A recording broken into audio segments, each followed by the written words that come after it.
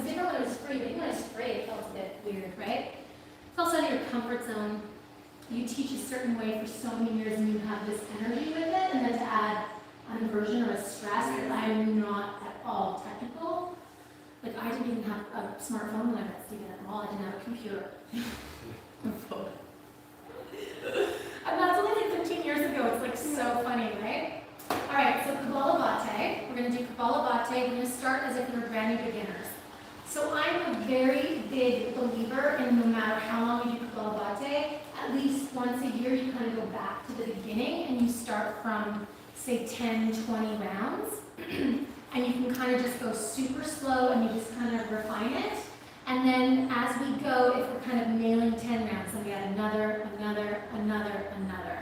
I will say one thing if you're in the mentorship program, if you don't start now doing this 3 days a week, you do not have a shot at learning what I could teach you in the intensive, right? And so every single person made that mistake last year. It's like I said it, but nobody heard it, and it's the people that need it the most that don't hear it, right? Like if you have digestive stuff, if you have trouble absorbing nutrients, if you have constipation, if you're low energy, if you have allergies, sinus stuff, ear stuff, eye stuff, then you should really hear these words. If you don't practice this, I can't teach you what comes next, okay? So I find that people can really start to get it at 3 days a week, and the best time to do it is first thing in the morning before you've had your coffee, before, ideally your glass of water, although sometimes I sleep a little water before I do it, but completely empty is the best, right? We don't always have the best situation, right? So there are days that I don't do it first thing in the morning completely empty, I do it in the afternoon. I don't not do it because it's not the perfect scenario. Do you know what I mean? Like, so I make sure I get it in. It's like you're craving pizza, you can't have Stephen's pizza, but you'll take prima strata, right? Like, prima strata will at least do, Domino's maybe not so much. Henry, I need you to go to your mat. You're doing so good. So you can still do it, but you do it as empty as you can. So when I teach it in a group, if I'm doing it in a class, like someone in the afternoon wants to learn it, I always teach it at the end of class, and I know that they're as empty as they can possibly be, and ideally, if they've read the info or listened to me in class, they haven't drank a lot of water during class either.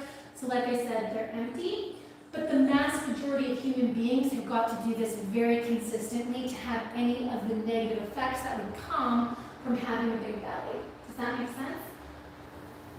Because you're not going to be very good at it if you're new to it. It's a very, very practice something, I guess. It's something you have to work at to be good at, okay? So you don't have to be scared as a teacher to start to teach little bits of it with people that are pounding water in class because they're not actually going to do it, right? But if there's someone in class that is empty that needs to learn it from you, they're going to get more out of it if they're practicing it, is what I'm trying to say. So we don't want to do it if we're on our period. We don't want to do it if we're pregnant. We do not want to do it if we're like sinusitis will probably be a little bit intense. And sinusitis, because it's not like any other sinus thing you've ever had. Like if you go upside down, your face swells. It almost feels like a toothache. Like you will know it if you have sinusitis, okay? I don't want to do it. Let me think. I lost my train of thought there. Sinusitis. If I've just recently had surgery, I wouldn't want to do it. Diarrhea, vomiting, I wouldn't want to do it, okay? There are two fields of some people think you shouldn't do it with high blood pressure, low blood pressure. Some people think you shouldn't do it if you've had a hernia. There's a lot of information out there. My personal experiences, I've had great experiences doing it with clients with high blood pressure and low blood pressure. I personally have had 2 hernia operations. I swear it helped me fix the mess they left behind with me. They left a chunk of metal in my body that it was driving me nuts. And I swear I broke it up with this. I no longer feel it. So I, as a hernia person, I'm like, oh, help me out, right? So again, you gauge your client, you gauge your student, you gauge yourself, right? Number one, most people aren't really going to do it. So you've got high blood pressure and that person in class, it's like, oh my gosh, does anyone have, they're not really going to do it. But if you're teaching someone, you'd want to give them that information so they can ask themselves, watch their blood pressure, be their own advocate, be their own best teacher, and you don't, with due diligence, you don't have to take that responsibility on, if that makes sense, okay? So that's when we wouldn't do it. I don't think I forgot anything. Oh, eyes. So if you had glaucoma or cataracts, you probably wouldn't want to do it, right? Because it puts a little bit of pressure in the eyes. And information is online. There's a lot of contradictory stuff. Read all of it. You know what I mean? Compare it, cross-reference, blah, blah, blah, blah, blah, blah. I'm just speaking from my personal experience, okay? So with us, because we generally, in the practice that I learn, if I'm on a groom or I'm on a retreat, I use this as a preparation for pranayama or meditation. And so when I wake up in the morning pre-asana practice, I don't necessarily feel as comfy sitting in lotus because I don't do this every single day. I only do it 3 days a week. So I find most people are more comfortable warming up with their shins before banging out a full lotus. So I generally teach Kapalabhati on the shins with a block, without a block, whatever you want to do, but it's just easier on the knees, okay? Some people can wake up in the morning, throw their legs into lotus, and that's their thing, okay? For me, I do this, and then I do the lotus, all right? I also like it because I can put my hands on my thighs, my shoulders back, and I can find the energy of my arms. I know it's not a 90-degree angle arm, but I can think of the action of a 90-degree angle arm, and I can find my hands. So also if I have a weak link, I know where to, I'm not using my number 2 of my hand, I can use my number 2 of my hand here. If I use my arms and my elbows and my armpits, what do you think is going to hurt less? Everything. My neck, my shoulders, my hips, my back, my butt, my ankles, right? Like the more muscles I use, the less it's going to be uncomfortable to sit. So we do asana to learn how to sit for long periods of time. The asana builds the muscle, it builds the mind-body connection, so we can sit without pain and do what we gotta need to do, right? So that's why we try and find as many muscles as we can, okay? So it's an inhale, it's an exhale, and then it's a forced exhale. You do not inhale, that is automatic. It just happens, you don't have to do it. So I'll show you what it sounds like if you inhale. And that's a very, very common mistake. There's a lot of fear, and you have to have a bit of trust that your body will vacuum in what it needs to vacuum in, okay? But if there's tension, anxiety, you simply stop, you don't do any more, you maybe try again where there's less tension, less anxiety. If there's a cramp, you stop. If there's a bubble, you stop, right? So if you feel like ginger ale bubbles going up in your body, you stop, okay? It's just too much of a good thing. You wait for the next round, you try again, all right? Hands are on the thighs, shoulders back. So as I inhale, exhale, that's a cleansing breath. That'll be the only forced breath. I take a big inhale. And then as I exhale, I draw my belly back. We're going to go slow. I'm going to keep a steady beat, okay? I'm going to bring everybody to tissue, and then we'll get started.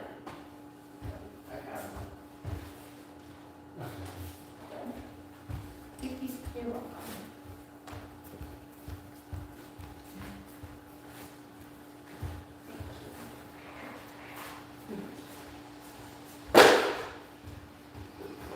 And again, you get a little bit of pull in the throat too, but keeping in mind Rome wasn't built in a day, right? We all haven't done the same amount of hours as everyone else, so we just want to mellow and be where we're at. Okay, so when you're ready, you're going to take a big inhale, big exhale, another big inhale,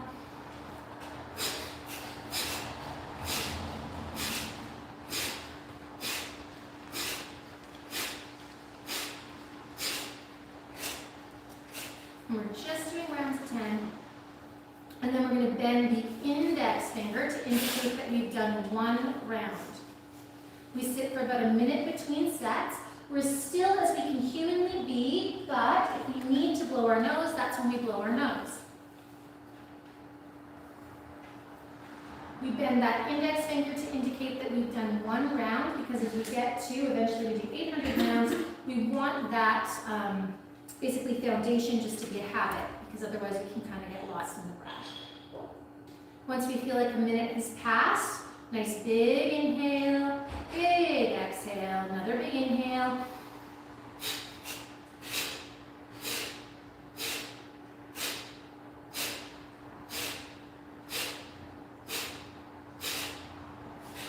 Once those 10 rounds are complete, you bend the middle finger to indicate that you've done 2 rounds. So one of the reasons why once a year I want to go back to 1 is just to get rid of habits. Can I go slow as well as I can go fast? Can I keep a beat? Can I find more strength, right?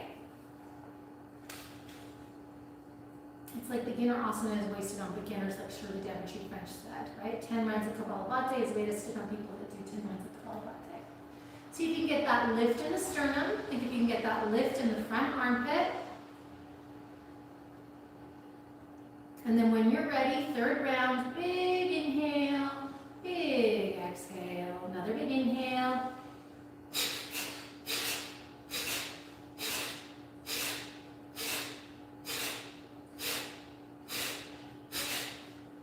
And then we just sit quietly. You bend the third finger to indicate that we've done 3 rounds.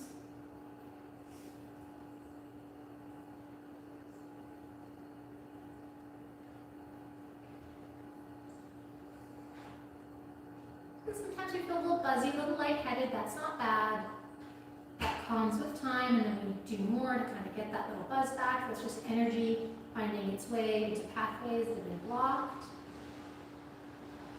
As we come into that fourth and final round, nice big inhale, big exhale, another big inhale.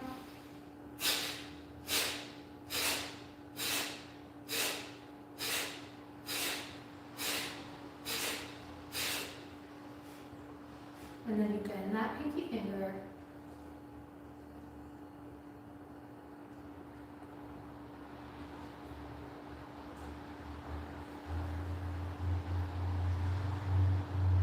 Focus on your body from the inside. Focus on your breath.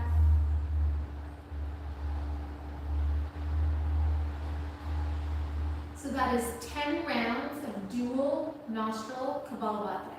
Okay, so if you wanted to go down the road of Kapalabhati with me, you would do that every day, 3 times a week minimum, right? You could do it every day if you wanted to. I'm a fan of taking days off unless you're on retreat, but this you could do every day if you really wanted to learn it. But a minimum of 3 days a week. You would do 10 rounds for a full week. And at the end of that week, if you felt like you were really able to do 10 rounds, no tension, no strain, no losing focus, then the next week you would do 20. Okay, and at the end of that week, if you could keep the beat, you could keep the speed, you were nailing it. On the 3rd week, you would do 30. On the 4th week, you would do 40. If, say, on the 4th week, on the 4th round of 40, you're kind of, then you would stay on 40 until you were no longer, right, until you could do it, I don't want to say perfectly, but without tension and with integrity, I guess would be the right word, okay? You set yourself up for a wonderful meditation or a different breathing practice. Sound good? So that's where you start. So we don't need to do one nostril thing. So you're going to get good at this before you worry about that. Okay, perfect. Yeah. Because I can't do one. Like I can do this, but I can't do one. So again, you got to go back. Now, hold on, you got to stop saying I can't. Okay. Right? I don't know how to yet. Can you show me how to so I can? Right? Better language, correct? But if you say I can't, you're never going to do it. Period. You can do it. You just have to start with the basics, which is what this is. And if you actually do this, you're going to have absolutely no problem doing alternate nostril. And balancing out the 2 sides is going to be one of the best things you ever do for yourself. Yeah, which will be awesome. Yeah. But you can. You just haven't learned how. And I'm so happy to teach you.